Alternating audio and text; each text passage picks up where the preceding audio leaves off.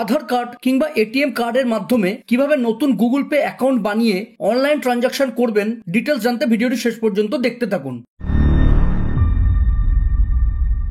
নতুন Google pay account বানানোর জন্য ডেসক্রিপশনে দেওয়া লিংক কিংবা প্লে স্টোর থেকে গুগল পে ইনস্টল করে ওপেন করে নেবেন।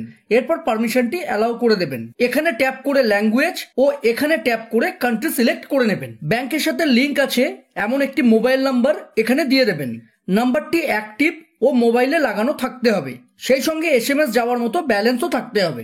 মোবাইল নাম্বারটি যে ব্যাংক অ্যাকাউন্টগুলির সঙ্গে লিংক থাকবে কেবলমাত্র সেই ব্যাংক অ্যাকাউন্টগুলি গুগল পের সাথে লিংক করতে পারবেন। সাপোজ আপনার দুটি ব্যাংক যেমন এসবিআই ও পিএনবিতে অ্যাকাউন্ট আছে এবং আপনার দুটি সিম জিও ও ভোডাফোন মোবাইলে আছে। ধরুন জিও এসবিআই এর সাথে এবং ভোডাফোন পিএনবির সাথে লিংক আছে। এখন যদি আপনি জিও দিয়ে গুগল পে অ্যাকাউন্ট ওপেন করেন তাহলে কেবলমাত্র এসবিআই অ্যাকাউন্টটি গুগল পের সাথে লিংক করতে পারবেন। যদি আপনি পিএনবি কেও গুগল পের সাথে লিংক করতে চান তাহলে হয় পিএনবির সাথে জিও লিংক করিয়ে নিতে হবে, না হলে গুগল পের ডুয়াল অ্যাপ বানিয়ে দুটি গুগল পে অ্যাকাউন্ট ব্যবহার করতে হবে। ডুয়াল অ্যাপ কিভাবে ব্যবহার করবেন জানতে আই বাটন ও ডেসক্রিপশনে দেওয়া ভিডিও দেখতে পারেন। যে মোবাইল নাম্বারগুলি মোবাইলে লাগানো আছে সেগুলি অটোমেটিক্যালি এখানে চলে আসবে। যে মোবাইল নাম্বার দিয়ে অ্যাকাউন্ট ওপেন করতে চাইছেন সেটি সিলেক্ট করে কন্টিনিউ করবেন। এরপর এখানে ট্যাপ করলেই মোবাইলে যতগুলি ইমেল অ্যাড করা আছে সব শো করবে। যে ইমেল আইডিটি গুগল পের সাথে লিংক করতে চাইছেন সেটি সিলেক্ট করে নেবেন। এগুলি ছাড়া অন্য ইমেল আইডি অ্যাড করতে চাইলে অ্যাড অ্যানাদার অ্যাকাউন্টে ট্যাপ করে অন্য ইমেল আইডি লিংক করে নেবেন। ইমেল সিলেক্ট করার পর অ্যাকসেপ্ট ও কন্টিনিউতে ট্যাপ করবেন। ভেরিফাই হওয়ার জন্য একটু অপেক্ষা করবেন, তাহলেই নতুন অ্যাকাউন্ট তৈরি হয়ে যাবে।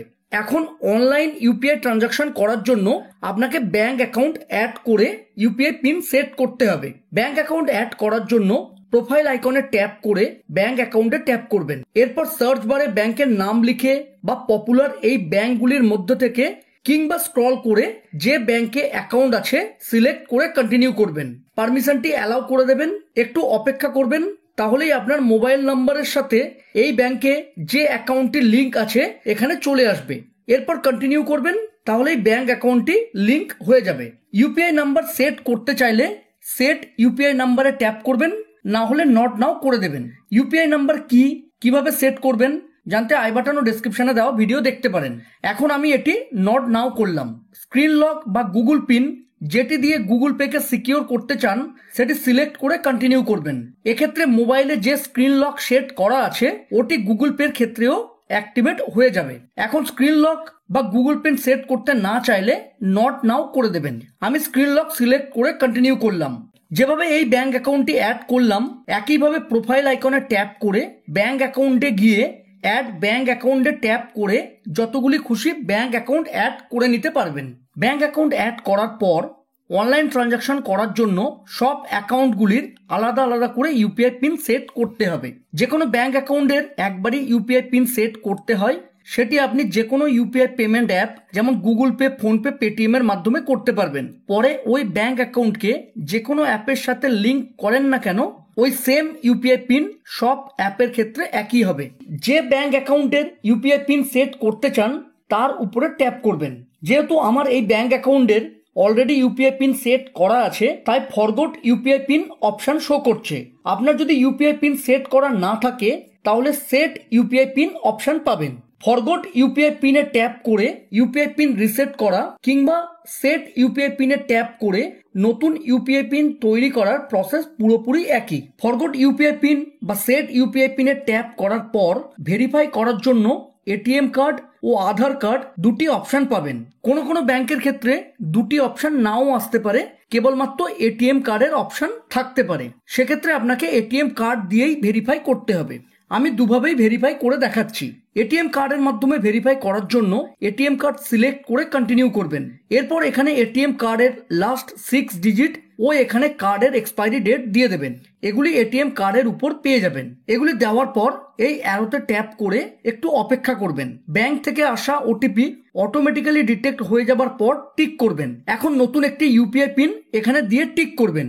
ইউপিআই পিন ব্যাংকের উপর ডিপেন্ড করে 4 বা 6 ডিজিটের হতে পারে। ইউপিআই পিনটি এখানে আর একবার দিয়ে টিক করবেন, তাহলে ইউপিআই পিন সেট হয়ে যাবে। আধার কার্ডের সাহায্যে ভেরিফাই করতে চাইলে এই পেজে এসে আধার সিলেক্ট করবেন। এক্ষেত্রে আধার ও ব্যাংক অ্যাকাউন্টের সাথে একই মোবাইল নাম্বার লিংক থাকতে হবে। এরপর কন্টিনিউ করবেন। এখানে আধারের ফার্স্ট 6 ডিজিট দিয়ে এই অ্যারোতে টিক করবেন। আধার ওটিপি ডিটেক্ট হয়ে যাবার পর টিক করবেন। একইভাবে ব্যাংক থেকে আসা ওটিপি ডিটেক্ট হয়ে যাবার পর টিক করবেন। এখন নতুন একটি ইউপিআই পিন এখানে দিয়ে টিক করবেন। ইউপিআই পিনটি এখানে আর একবার দিয়ে টিক করবেন, তাহলেই ইউপিআই পিন সেট হয়ে যাবে। এই ইউপিআই পিনটি এটিএম পিনের মতো খুবই ইম্পর্টেন্ট। এটি কাউকে জানাবেন না। যেহেতু ইউপিআই পিন ছাড়া কোনো অনলাইন ট্রানজাকশন করা যায় না, তাই এটি জানা না থাকলে কেউ আপনার মোবাইল থেকে কোনো ইউপিআই অনলাইন ট্রানজাকশন করতে পারবে না। আমাদের গুগল পেতে অ্যাকাউন্ট বানিয়ে ব্যাংক অ্যাকাউন্ট অ্যাড করে ইউপিআই পিন সেট করা হয়ে গিয়েছে। এখন চাইলে যে কোনো অনলাইন ইউপিআই ট্রানজাকশন করা যাবে। এখন একটি অনলাইন ট্রানজাকশন করে দেখাচ্ছি। কোনো কিউআর কোড স্ক্যান করে টাকা সেন্ড করার জন্য স্ক্যান এনি কিউআর কোডে ট্যাপ করবেন।